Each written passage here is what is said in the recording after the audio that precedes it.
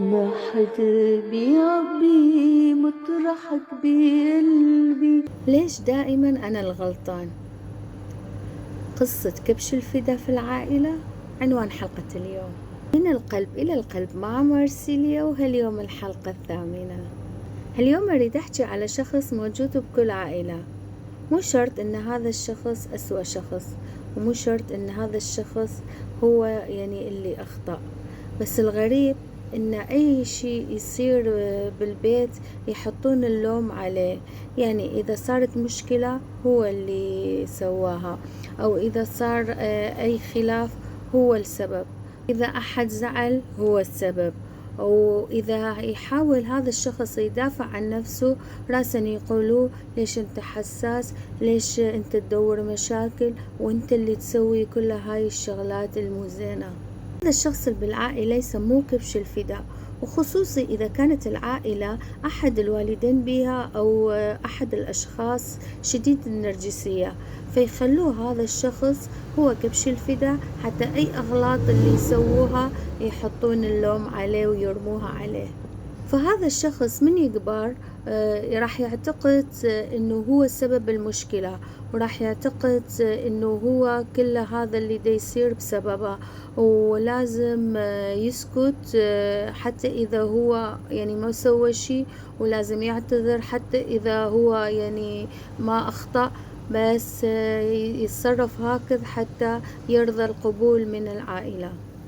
بس هو دائما راح يشعر بأن الشيء ناقص به، لأن فعلا لأن المشكلة مو منه ولا بسببه. وأحيانا كبش الفدا هو الشخص اللي دائما يسأل ليش، ودائما ما يقبل الخطأ، شخصيته قوية، فلهذا هذا الشخص يسبب خوف للأشخاص اللي يريدون يسيطرون عليه. يبدون يقولون أنت العاق، أنت الأناني، أنت سبب كل المشاكل، أنت اللي تغيرت علينا. ومع الوقت من يسمع هالكلام يصدق نفسه، وهون المشكلة، لأن سنوات عديدة يظل يسمع هالكلام، فيبدأ يصدق هاي الكلمات ويصدق أنه هو سبب المشكلة، ومع العلم هو بريء من كل هاي الاتهامات. إذا كنت أنت هذا الشخص الموجود بالعائلة، فريد أقول لك مو أنت سبب مشاكل هاي العائلة، ولا تحمل كل مشاكل العائلة على كتافك. مو مطلوب منك أنك تثبت للناس أنت شخص جيد، ولا مطلوب منك أنك تحمل أخطاء العائلة حتى تبين العائلة بصورة جيدة على حسابك.